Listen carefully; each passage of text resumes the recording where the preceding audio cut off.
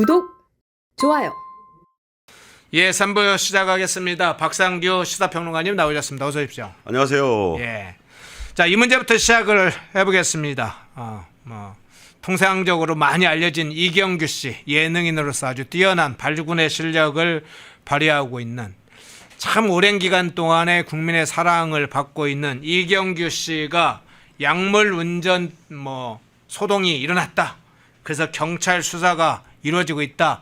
이거 뭔가 좀 문제가 정치적 배경이 있는 거 아니냐. 더군다나 비상계엄을 내란으로 규정해서 수사를 주도했던 경찰청 국가수사본부가 직접 이걸 브리핑을 하고 문제를 더 키우는 거, 그런 거 아니냐. 뭔가 문제가 있는 거 아니냐. 이거 간단한 사건 같은데 이경규 씨가 발표한 것은 약물을 복용을 하고 운전했다는 것인데, 그 약물은 다른 게 아니고 공황장애 때문에 먹은 치료약과 감기약 때문이다, 이렇게 밝혔는데도 이 국수본이 나서서 직접 사태를 키우고 있는 이 장면, 여러 상황을 해석이 가능할 텐데, 일단 이 상황, 이 내용 어떻게 보셨어요?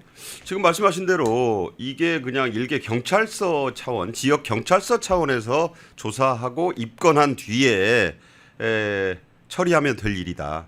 인사사고가 난 것도 아니고 특별히 무슨 충돌 사고를 일으킨 것도 아닙니다. 이 약물이라는 것이요, 정상적인 처방약이라고 분명히 밝혔고, 예. 이경규 씨는 그에 대한 처방전 같은 것도 제시한 것으로 지금 돼 있어요. 그러니까 근데 이게 경찰 국수본이 나설 일인가? 자, 여기가 이제 의혹을 키우는 포인트가 됐습니다.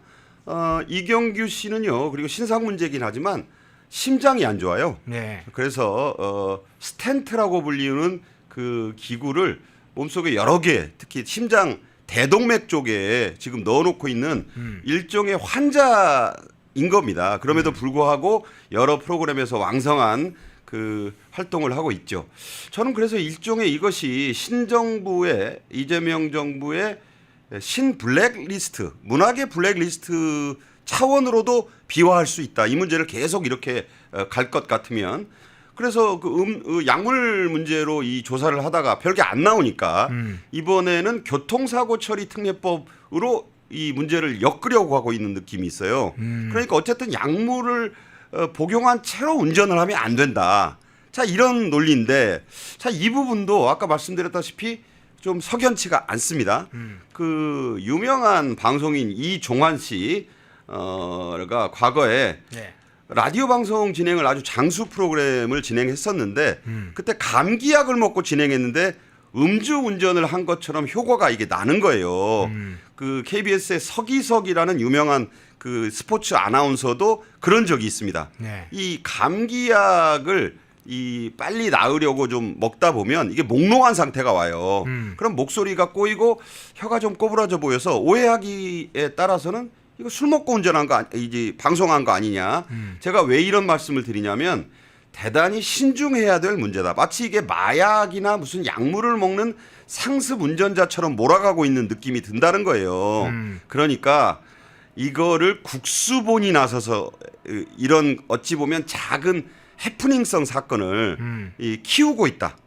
자, 그러니까 이재명 정부가 왜 이러는가, 이런 의심이 이제 드는 거 아니에요, 당연히.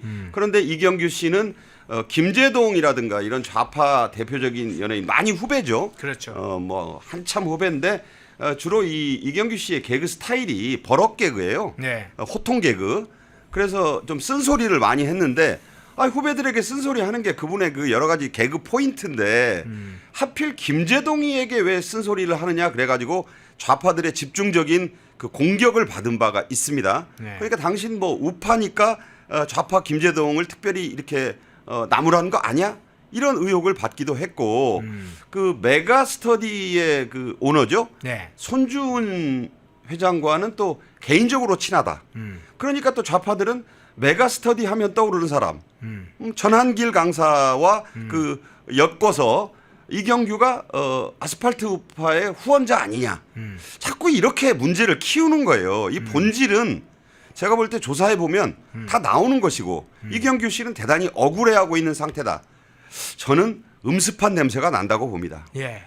지금 앞서 이제 과거의 사례를 이야기를 해주셨는데, 뭐 이게 이제 음모론도 있고요. 뭐 여러 가지 이제 사건이 뭐 연예인 관련해서 사건이 터지면 이게 좀 권력이라든가 특정 세력이 정치적 배경을 하고 갖고 있는 거 아니냐 이런 얘기가 나오는데 지금 말씀하신 것만 들어보면 감기약 먹고 공황장애 약 먹으면 간이 검사하면 이제 양성으로 나올 수 있다는 거잖아요. 그러니까 대표적으로 김구라 같은 사람. 예.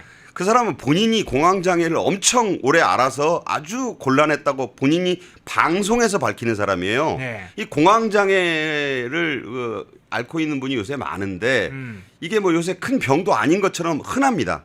근데 그 약이 좀 독해서 이거 먹으면 혼미하다 그래요.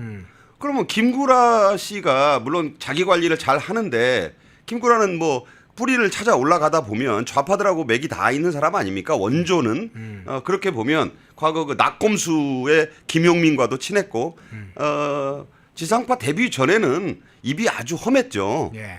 김구라. 그런데 김구라가 그럼 공황장애 치료약 먹고 지금도 방송 활동을 왕성하게 하고 있는데 조금 이상한 소리 하면 공황장애 약물 복용입니까?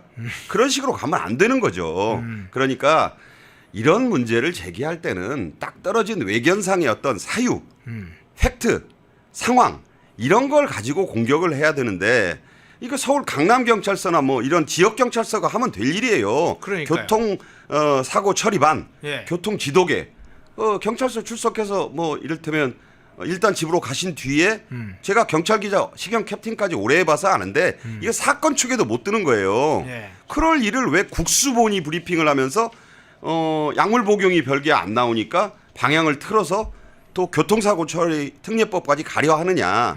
뭔가 어떻게든 이경규를 좀 응징하려 한다.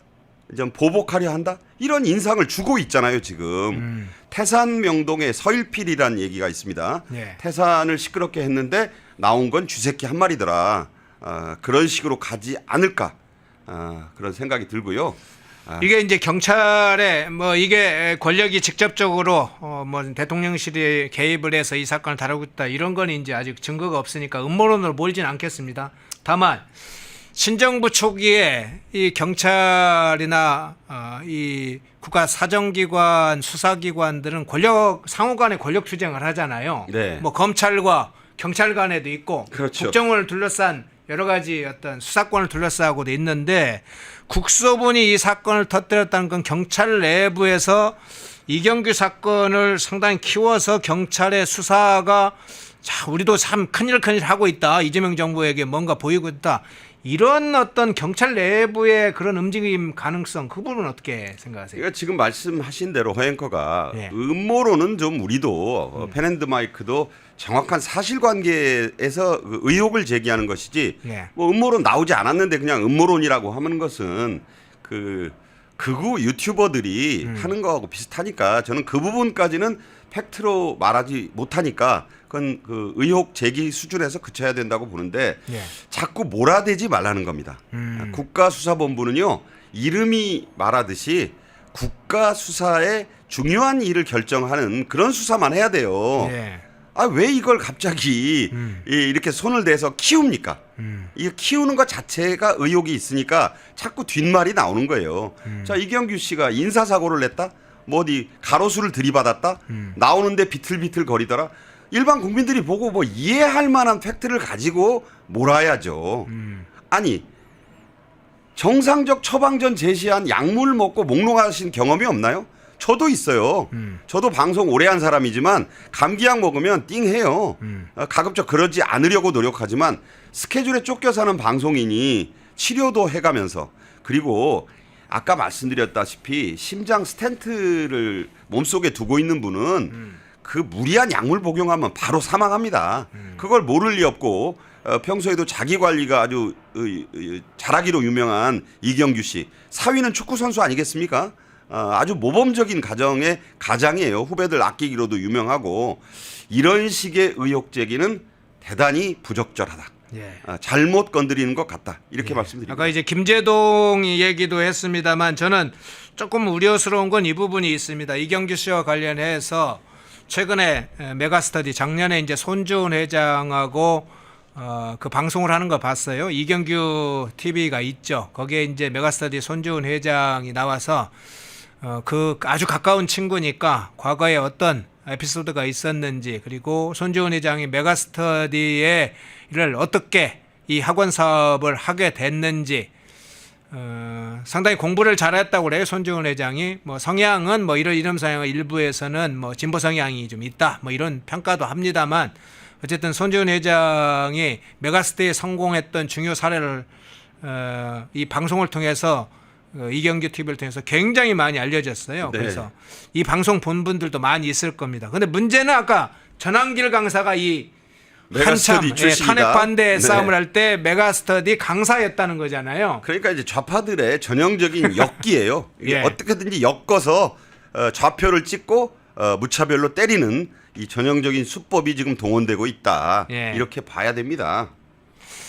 그야 이제 이경규 씨 뭐 특별한 일이 있겠습니까? 다만 이런 정치적 상황에 휘말리는 상황도 그것도 함께 뭐 블랙리스트 건으로 갈지 안 갈지는 봐야 되겠지만 그 부분도 한번 저희가 주목하겠습니다. 이경규 씨 혼자 그런 정치적 상황, 국소분이 나서서 조지는 이런 상황은 없도록 더 단단하게 이경규 씨도 그리고 단단하게 견디기를 바랍니다. 자, 아주 중요한 이슈로 이제 넘어가겠습니다. 이재명 이 대통령과 시진핑 통화로 넘어가 보겠습니다. 근데 이 질문부터 먼저 드릴게요. 자, 양 정상 간의 통화를 한 내용이 중국의 관영 매체들이 먼저 아주 자세하게 먼저 보도를 했어요. 그러니까 이게 예. 신화통신이라고 그러잖아요. 예. 신화사, 옛날에는 신화사라고 했습니다. 신화통신인데 이게 말이 좋아서 언론이지, 신화통신의 근무자들은요 그냥 중국의 CIA 직원들이다. CIA. 지금 그렇게 보면 돼요. 중국판 CIA입니다. 여기가 예. 거기 서울 아마 지사장은요 한국 감시하는 중국 공안의 수장의 그 지휘와 역할을 해요. 그러니까 이게 언론이라기보다는 거의 중국의 그 대변 기관이다. 뭐 이렇게 보는 게 맞는데, 자, 신화통신의 보도를 보니까 참 기가 막히더라고요. 너무 길게. 이게 30분 통화를 했어요. 제가 그 시간을 말씀드리자면 순서는 트럼프 20화 시진핑 아니었습니까? 네. 그런데 방송 이게 공표된 통화 시간은 시진핑 30분, 시계로 25분, 트럼프 20분이에요. 5분씩 반대네요. 절묘하게 반대로 갔어요. 네. 그런데 일각에서는 실제 통화 시간이 훨씬 길었다는 말도 나와요. 왜냐하면 제가 그 신화통신 내용만 쭉 보니까 이거를 중국말로 시진핑이 좌좌좌좌 떠들어대고 중간에 통역을 하고 답변을 하고 하려면 30분 갖고 되겠나 하는 생각이 들 정도로 장황한 얘기를 했다고 신화가 보도를 했어요. 그 신화의 보도에 보면은 저는 과거 옛날에 중국은 항상 중화 하잖아요. 네. 세계의 중심은 중국이다. 그래서 중화 아닙니까? 그리고 조선의 그 어떻게 보면 송시열을 필두로 하는 그 유학자들이 명나라가 청나라에게 망한 뒤에 소중화, 이게 명나라를 복원시킬 수 없으니까 조선의 중화가 다시 꽃피었다. 그래서 나온 말이 유명한 소중화예요. 서울 종로구 팔판동에 가면 송시열 집이 있고 네. 거기에 그 돌 기둥이 하나 서 있고 증주병립이라는 말이 쓰여 있습니다. 거기가 가보시면 뭐 만절필동 이런 말도 쓰여 있고 대단한 모화사상의 대가였는데, 그런 전통이 이어져 오다 보니까 중국하면 그냥 그 이후에 이게 아주 그냥 굴종적 자세예요. 이게 모화라 그러잖아요. 네. 그래서 지금 서대문구 그 독립문 자리에 모화관이 있었어요. 중국 사신들이 그쪽으로 들어오는데 모화, 중국을 경모하는 문이에요. 그 문이. 그거를 서재필 박사 등이 다시 이름을 바꿔서 고쳐서 세운 것이 독립문입니다. 그 자리에 영은문 옆에 또 중국 사신들 칙사들 대접하는 영빈관도 거기 있었어요. 그런 역사를 말씀드리면서, 자, 문재인 전 대통령이 중국에 갔을 때 네. 13끼 중에 8끼를 혼밥을 했고 또 칭화대에 가서 연설을 하면서 중국 그 학생들 쫙 앉혀놓고 중국은 숭산, 거대한 큰 산이고 한국은 조선이란 말은 안 했죠. 한국은 작은 봉우리다. 한국 대통령이 이렇게 그때 엎드렸었어요. 그러니까 이 지금도 시진핑의 그 신화통신에 보도된 내용을 보면 이 천자가 과거 중국의 황제를 천자라고 그러지 않았습니까? 지금도 중국은 자기네 나라를 천자국이라고 생각해요. 미국을 천조국이라고 하고 그런 사상이 아주 깃들어 있는 것입니다. 그리고 우리는 과거 진나라 때 중국 때 동이족이라고 그랬잖아요. 동쪽에 있는 오랑캐.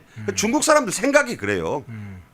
북쪽에는 융족이 있고 남쪽에는 만족이 있고 그리고 동쪽에는 이족이 있다. 그 동이족이란 말이 좋은 말 아니거든요. 오랑캐로 보는 거예요, 우리도. 그래서 이재이란 말도 나왔고.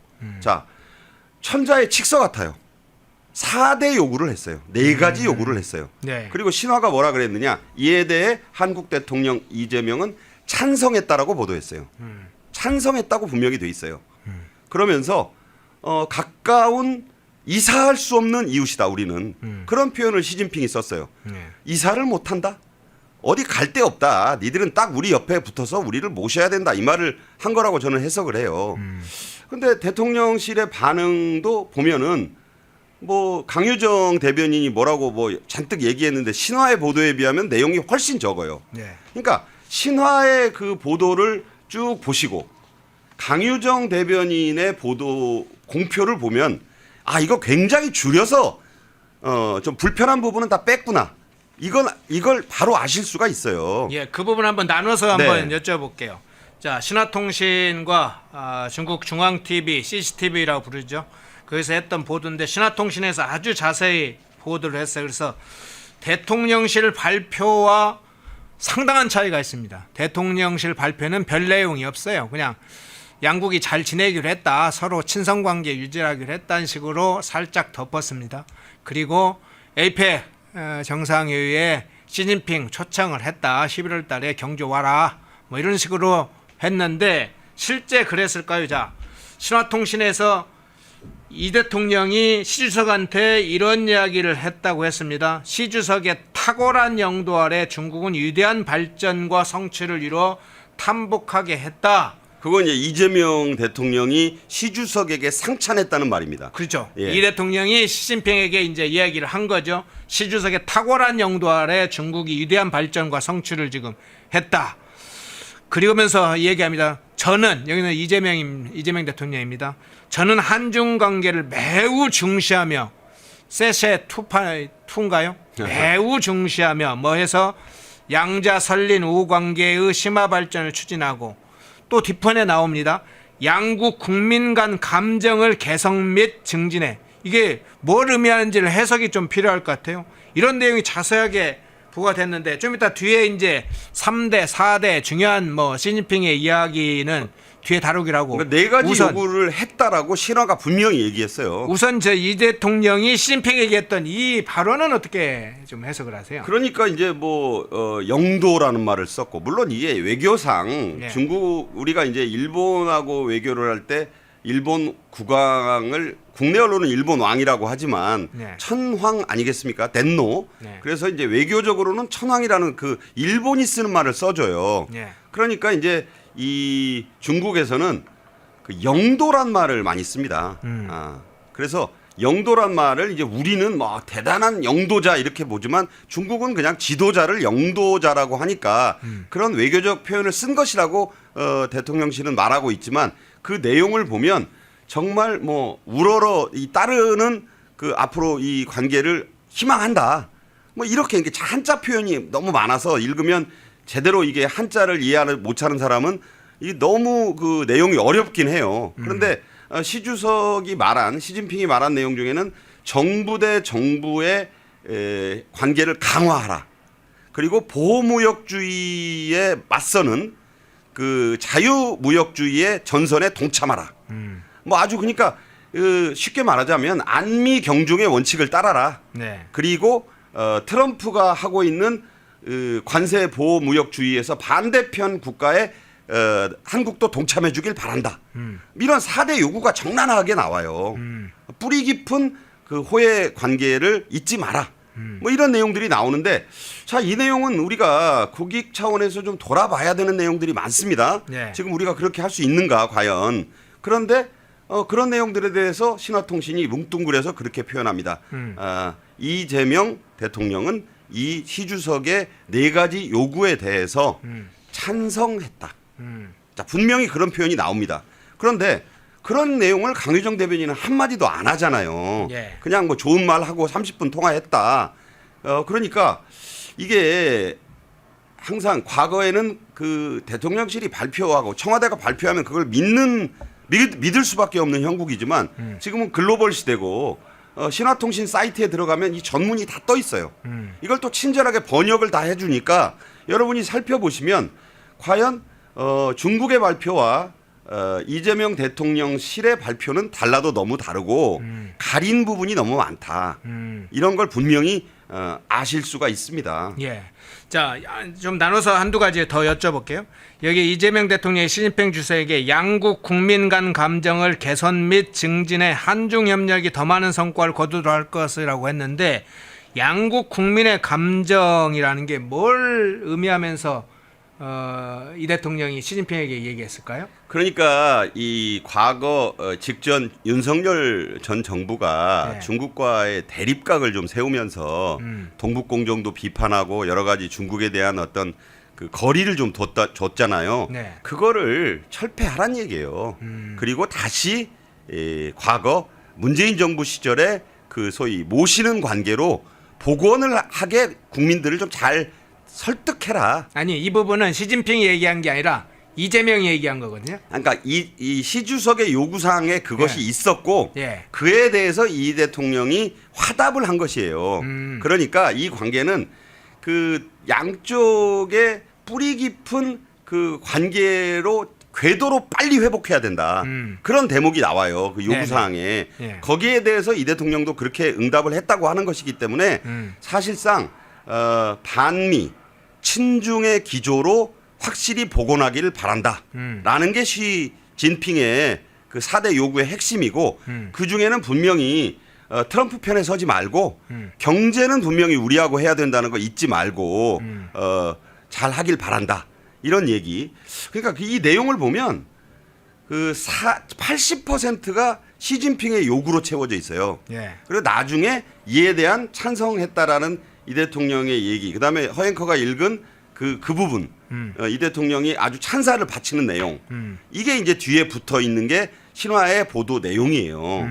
그래서 제가 말씀드리잖아요. 이게 과연 30분 안에 중국어 통역을 끼고 다 말할 수 있는 것인가. 그래서 저는 이 30분만 통화가 이루어졌다는 부분도 사실은 의혹을 좀 제기합니다.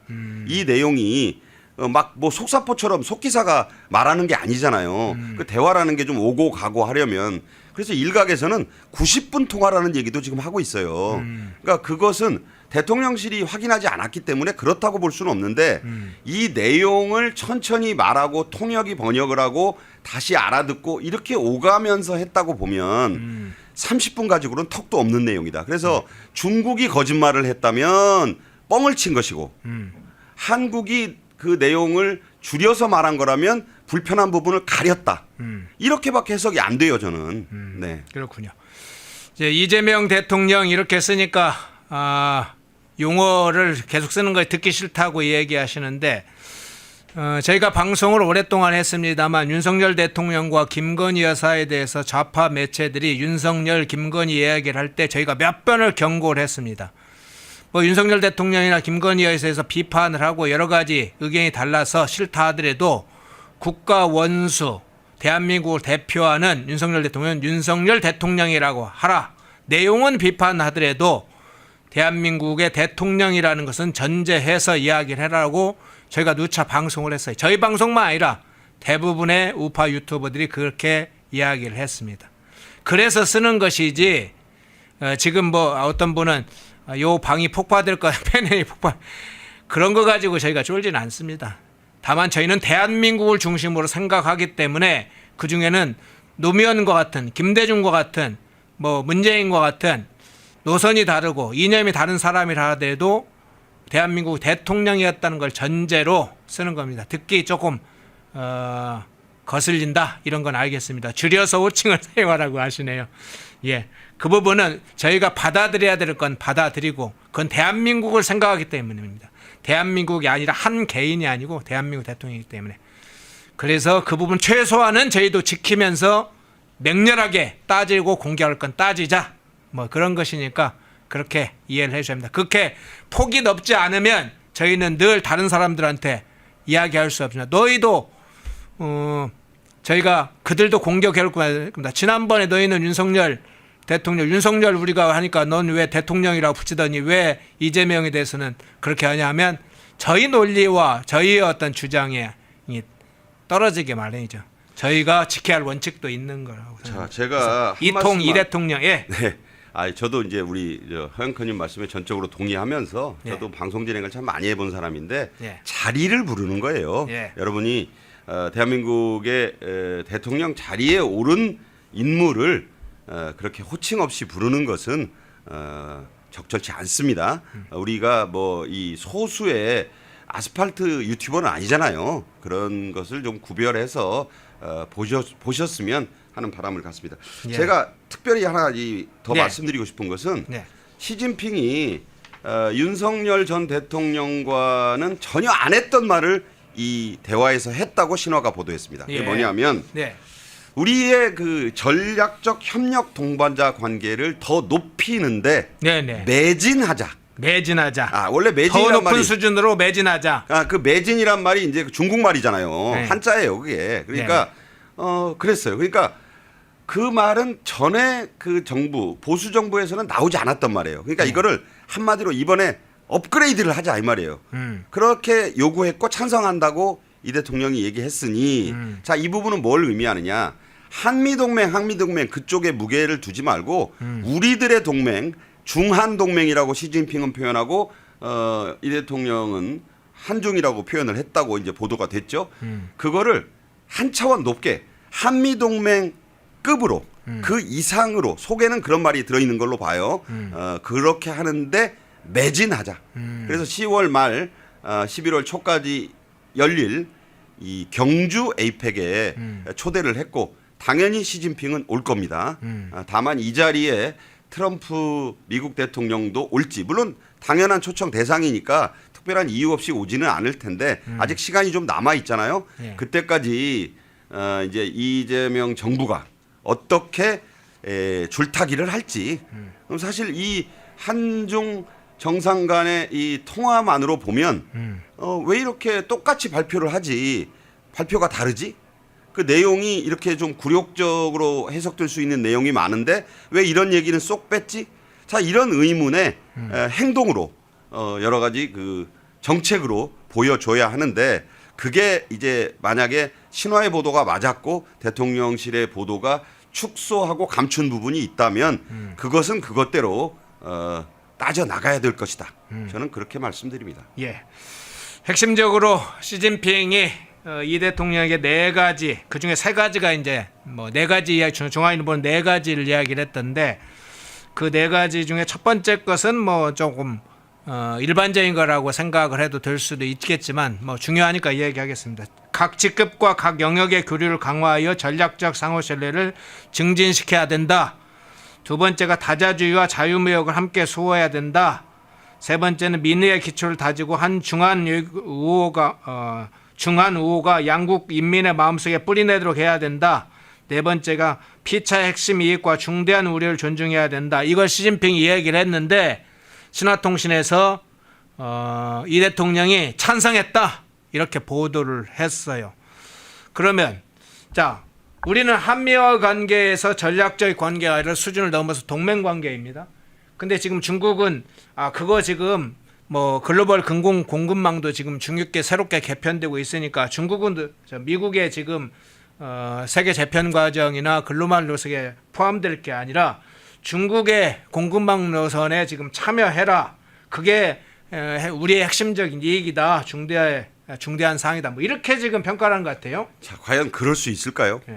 지금 G7 정상회의 갈 날이 이제 정확히 4일 남았어요. 그런가요? 자, 가면은 캐나다니까 서방 정상들이 다 모여요. 그 자리에는 트럼프 미국 대통령도 당연히 올 것이고 주로 서방 유럽국 정상들이 오는데 자, 이 자리에서는 당연히 관세 문제가 주요 의제 아니겠습니까? 네.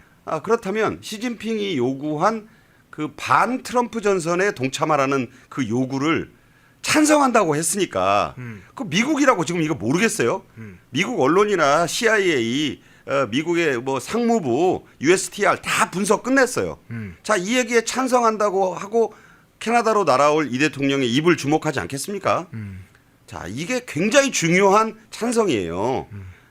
그 다음에 또 분명히 좀 말씀드리고 싶은 것은 이 자리에서 이제 이 대통령이 했다는 말 가운데 좀 어려운 말입니다만 양자 목린 관계를 복원하자 이런 말이 있어요. 목린 관계요? 예, 어려운 말입니다. 예. 목린이란 말은 화목한 이웃이란 뜻이에요.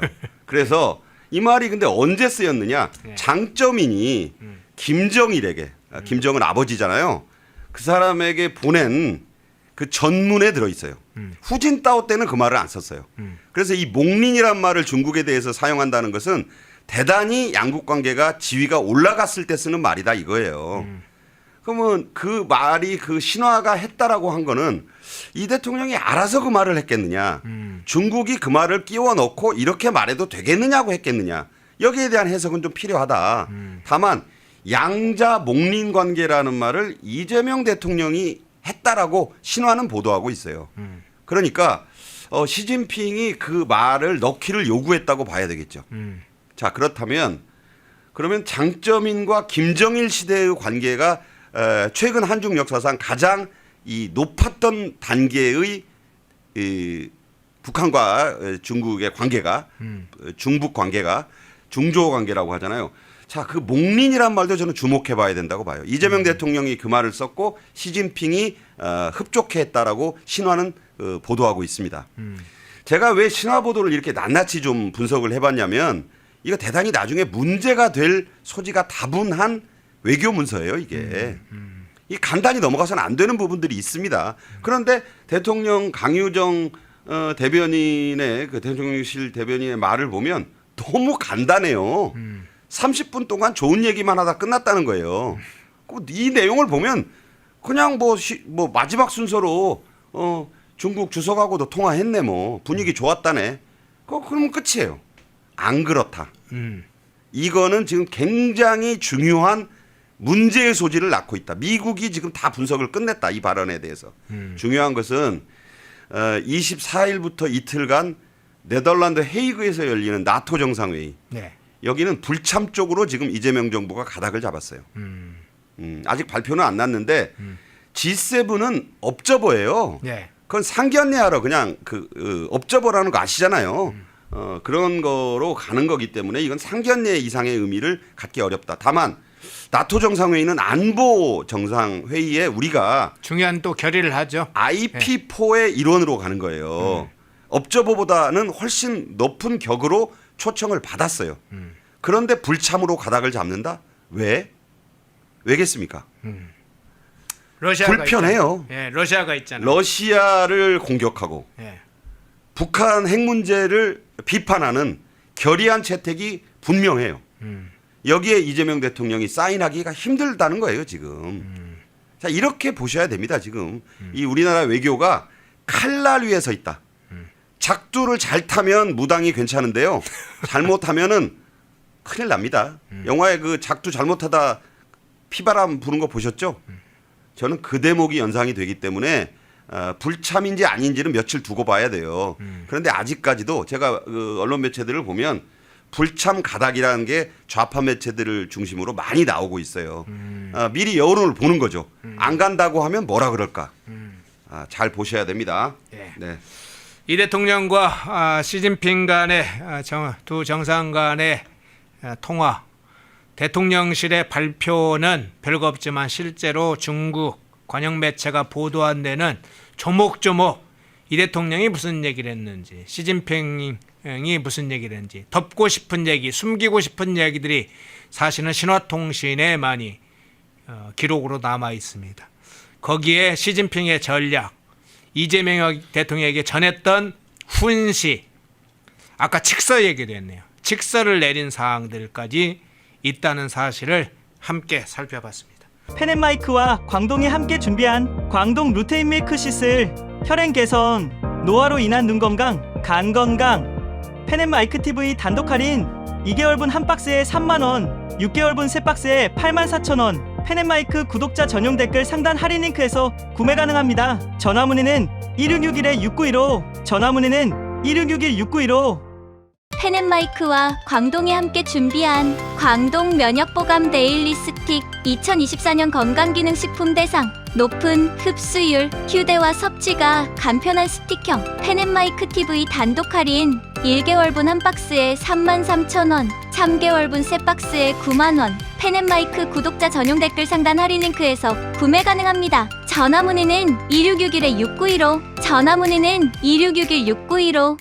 펜앤마이크와 광동이 함께 준비한 광동 혈당혈압 콜레스테롤 케어 솔루션 식후 혈당 상승 억제, 체지방 감소, 혈중 콜레스테롤 개선, 높은 혈압 감소. 펜앤마이크 TV 단독 할인 1개월분 한 박스에 25,000원, 3개월분 세 박스에 66,000원. 펜앤마이크 구독자 전용 댓글 상단 할인 링크에서 구매 가능합니다. 전화 문의는 1661-6915, 전화 문의는 1661-6915. 펜앤마이크에서 추천하는 영상도 보고 가세요. 다른 영상도 즐기시려면 구독 버튼을 꼭 눌러주세요.